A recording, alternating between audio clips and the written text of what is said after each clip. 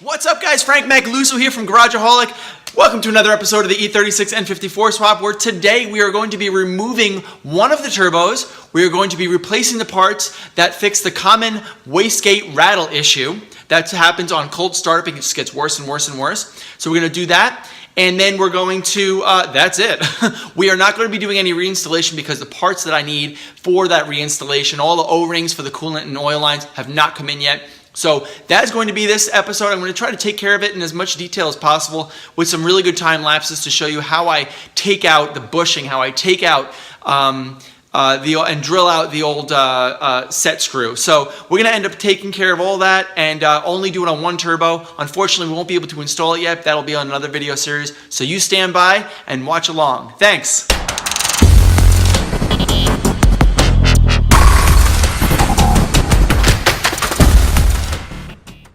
Purposes of this video, we're just going to be taking a look at one set of turbos, and then I'll just do the other one on my own. We have these guys that need to be removed. Okay, there's 8 of them here, 16 total, so we need to remove those. Actually, there's 1, 2, yep, there's 16 of them. And then we have to remove the oil and cooling lines that are right here, and they go into the block. They go right into the block there. Remove the bracket.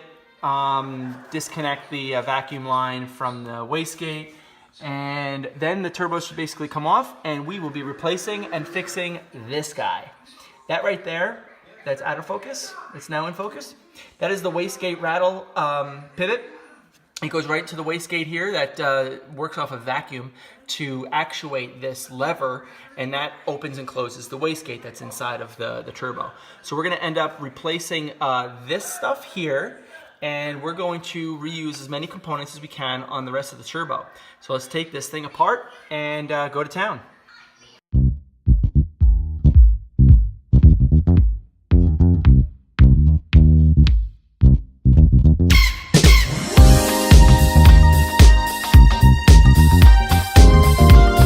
All right, so I've had a particularly difficult time trying to get one bolt out, and that's the bolt right here for the oil send line. It's right up here. Right in there. So I kind of rigged up a little T30 tool here to get to it and just to loosen it up, because once these bolts are loose, they really come out pretty easily. So, sorry, I've got a burp and I'm like trying to talk through it. All right, it's turned into a cough. So this T30 is going to end up being slim enough in order to get in there. So I kind of put a little bit of WD-40 on there.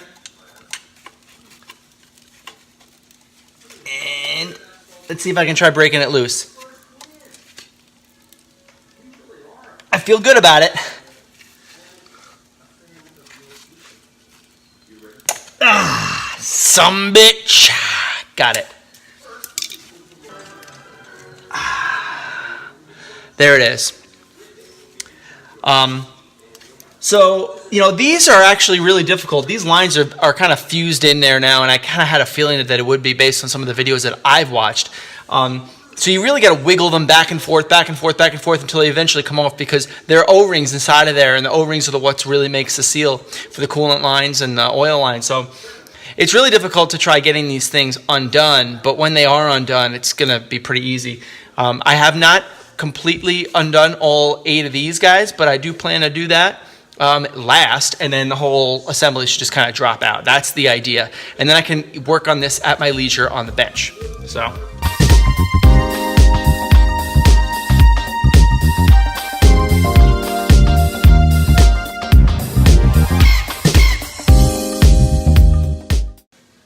All right, so I got the turbo out. I expedited the video just a little bit. I ended up getting it with these coolant lines that really were the hard part, just wiggling them out back and forth, and finally it came loose and everything came out.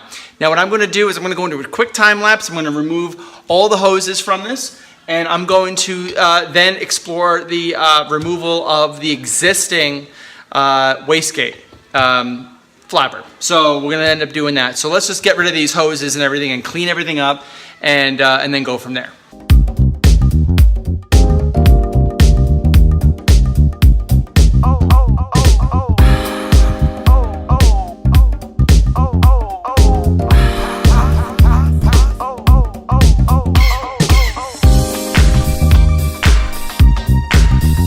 All right, so I got the hoses off, and let's take this guy out too.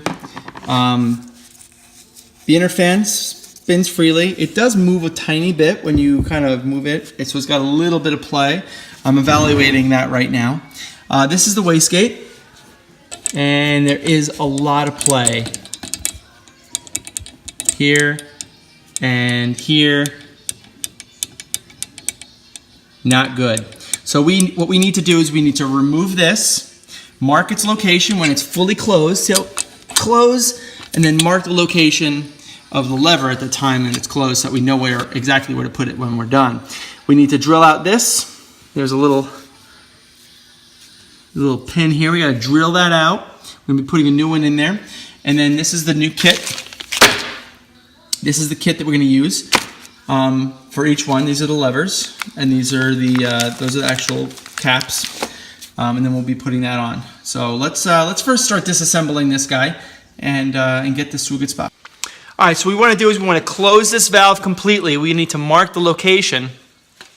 So let's close the wastegate all the way, and let's mark where this lever is when it's completely closed.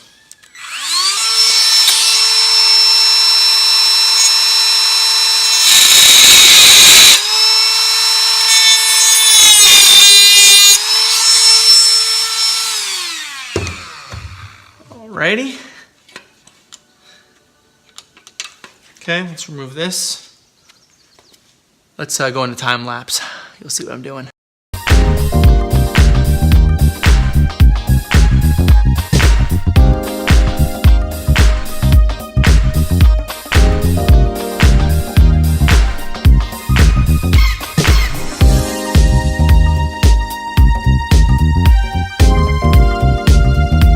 All right, now it's time to drill out this piece right here. There's a little set pin in there. It kind of goes through that. We need to drill that out with a regular drill bit. Actually, the strongest, hardest drill bit you can find is the best. And then we got to pull this bushing out and replace it with this stuff. There's the new bushing. There's the new wastegate rattle cap, and here's the new lever. So.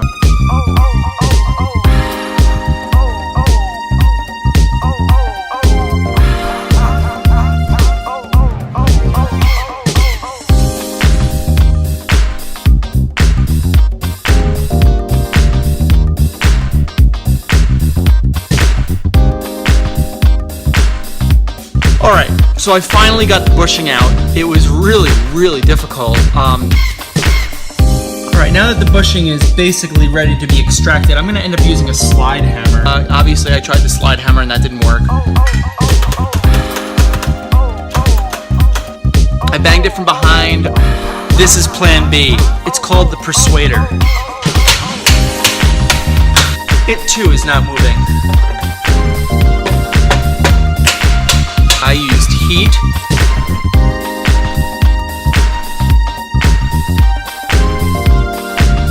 It was really in there. What I ended up doing was using my angle grinder and a cutoff wheel. I cut off the top here, but the new bushing is going to go on top of that anyway, so I'm not too worried. But I ended up cutting it off at the top, and I used the chisel and this guy to bang it down below through. I think that was actually the easiest way to do it. You just have to be really careful when you're cutting it with the cutoff wheel that you don't take too much of the material off the top of this. I did take some material off, but like I said, the bushing is going to end up going on top of that. I'll show you that right now, and you'll see it'll look like new. Bushing was right there. We'll just use a socket here right on top, and we'll just kind of tap lightly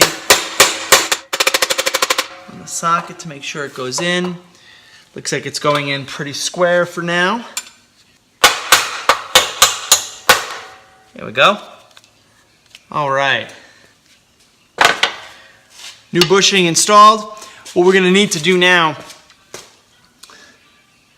is we're going to need to put in a new pin. And we're going to use something like a nail or something really easy. We're going to basically push it into the hole and we'll just weld it up. So that way this bushing is in its final spot.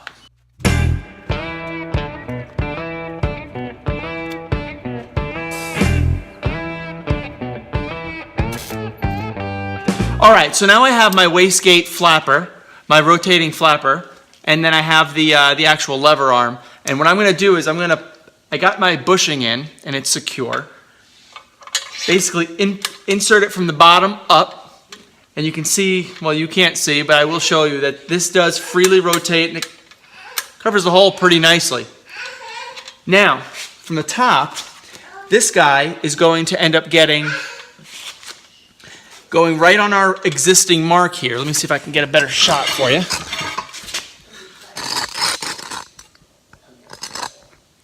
Okay, let's get a better shot.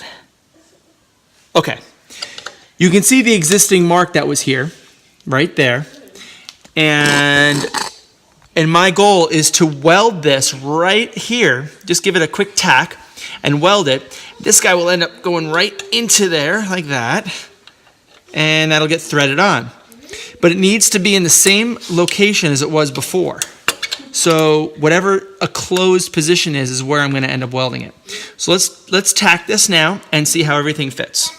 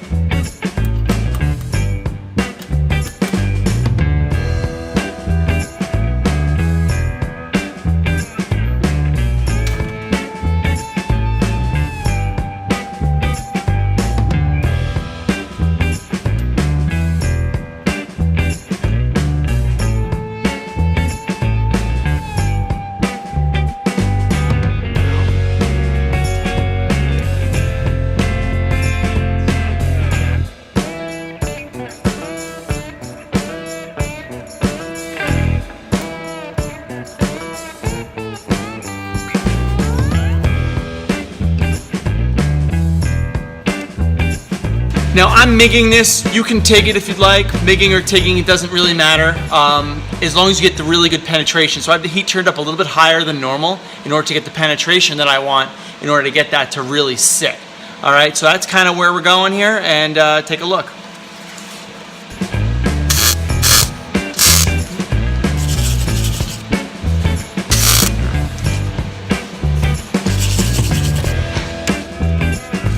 Alright, so this is in the open position, and when we push this close, or vacuum is being applied, it closes right on that very, very nicely.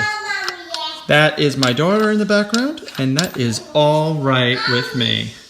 So, that is basically, I mean, this is not the most pretty weld, but it does work, and everything is secure. So it's actually a pretty good setup here. ECS did a pretty good job with this, so I'm pretty happy. So now we're done. On to the next one. All right, here are both the turbos. This one is for cylinders 1 through 3. Got a little bit of cleaning that's needed here on the lines, the coolant lines and the oil lines. If I turn this over, you'll see the new wastegate. There's a new wastegate. Here's the other one.